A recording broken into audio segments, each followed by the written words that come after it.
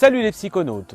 Aujourd'hui, on va vous parler de l'effet placebo et cette vidéo s'intègre dans une sorte de plan à 3 avec nos amis Climène le pharmacien et les sceptiques de la tronche en biais. Alors l'effet placebo, c'est quoi? Eh bien, c'est un effet thérapeutique authentique qui survient après l'absorption d'une molécule qui ne contient aucun principe actif.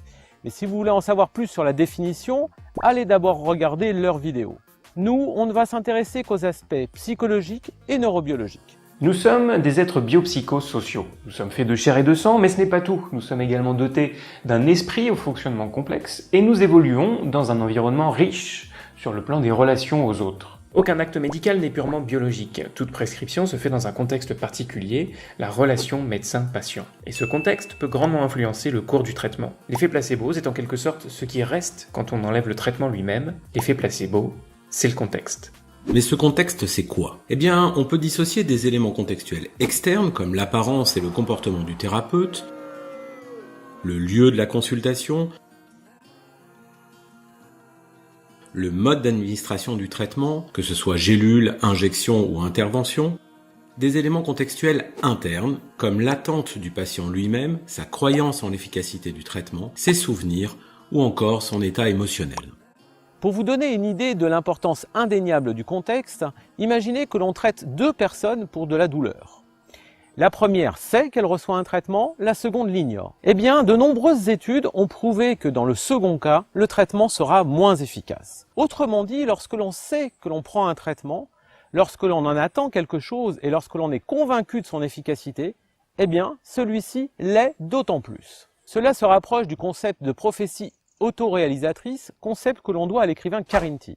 Carinti, vous le connaissez déjà si vous nous suivez, puisque c'est celui qui a théorisé les 6 degrés de séparation. En gros, si vous vous mettez en condition plus ou moins consciente que quelque chose se produise, eh bien cela se produit. Et l'effet placebo, c'est ça. Votre médecin vous dit que le traitement va marcher du tonnerre, vous lui faites confiance et bam, le traitement marche. Pour celles et ceux qui pensent que tout cela est bien mystérieux, sachez que l'on a regardé ce qui se passait dans le cerveau de personnes recevant un placebo. Et c'est fascinant. On vous dit que vous recevez un antalgique, paf! Les zones de votre cerveau impliquées dans la perception de la douleur s'agitent, avec notamment une hypersécrétion d'opioïdes endogènes, des substances morphiniques que l'on produit naturellement. On vous dit que vous recevez un excitant, bim! Votre pression artérielle et votre fréquence cardiaque est augmentée. On vous dit que vous recevez un antidépresseur, pouf! Pareil, votre activité cérébrale se modifie, comme si vous receviez un authentique antidépresseur, ou presque. Aurait-on trouvé le substrat biologique de la méthode Coué? Eh bien, pas vraiment. Il faut dire que l'effet placebo n'est pas présent systématiquement et en plus de ça, pas présent chez tout le monde. En effet, il y aurait sans doute des prédispositions génétiques à la sensibilité au placebo. Mais comment notre cerveau fait-il pour se persuader qu'il reçoit un traitement?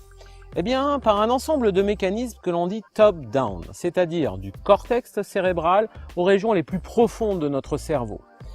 Parmi ces mécanismes, 2 semblent primordiaux, l'attente et le conditionnement. L'attente, c'est tout ce que vous et votre médecin attribuez au traitement que vous recevez. Si je vous dis que le traitement que je vous prescris va marcher, que vous m'accordez votre confiance et que vous-même vous dites que le traitement sera efficace, votre attente est forte et elle contribuera effectivement à l'efficacité du traitement. Si en revanche je vous dis d'un air désabusé que je vous prescris le traitement sans aucune conviction et que vous-même n'êtes pas convaincu de son utilité, vous n'êtes pas très bien parti. D'un autre côté, le conditionnement, c'est ce mécanisme qui permet de transformer un stimulus a priori neutre en un stimulus conditionnel, c'est-à-dire qui provoque une réponse conditionnelle. Pour faire simple, souvenez-vous du chien de Pavlov. Lorsqu'on lui présente de la nourriture, le chien salive. Si vous faites sonner une cloche de manière répétée, au moment de lui présenter de la nourriture, le son de la cloche suffira à provoquer la salivation. On a tous été plus ou moins conditionnés à associer le fait de prendre un traitement prescrit au fait d'aller mieux. Les stimuli a priori neutres sont nombreux. La blouse blanche, les propos rassurants de votre médecin préféré, la couleur de la gélule, la douleur d'une injection, etc., etc. Tous ces stimuli deviennent conditionnels dans la mesure où ils ont été associés à un mieux-être, voire une guérison. L'effet placebo est en quelque sorte le résultat d'un apprentissage, et c'est pour ça que la mémoire et l'état émotionnel sont 2 composantes très importantes de cet effet. Vous avez d'autant plus de chances de voir un traitement fonctionner si vous avez déjà fait l'expérience dans le passé d'un traitement qui marche et du professionnalisme de votre médecin. Il faut qu'on vous dise un petit mot des antidépresseurs dont on remet, hélas, régulièrement en question l'efficacité. En effet, vous avez d'un côté un effet placebo qui est loin d'être négligeable et de l'autre côté des molécules dont l'efficacité est loin d'être brillante. On y reviendra en détail lorsqu'on traitera des dépressions, mais sachez qu'il existe de véritables débats idéologiques passionnés autour de ces traitements. Est-ce qu'ils sont efficaces? Est-ce qu'ils sont dangereux? Est-ce qu'ils sont le symptôme d'un complot pharmaco-maçonnique? Le seul fait qui soit indéniable, c'est qu'à leur introduction, on a vu chuter le taux de suicide mondial. S'il est vrai qu'il existe un biais de publication, c'est-à-dire que les laboratoires pharmaceutiques préfèrent publier les études montrant des résultats positifs et oublier les autres, ce qu'il faut savoir, c'est qu'il existe des dépressions d'intensité légère, modérée et sévère.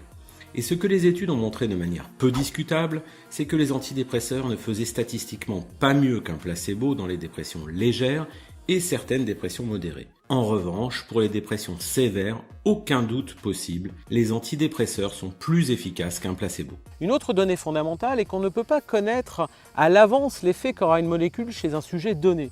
Ainsi, même si un premier antidépresseur est inefficace, il suffit souvent de changer de molécule pour que cette fois-ci, on voit une efficacité apparaître.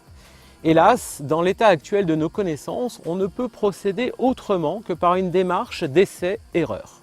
Ce qu'il faut retenir, c'est que le contexte d'une prescription est primordial. Tout ce qui se trouve autour du traitement est très important.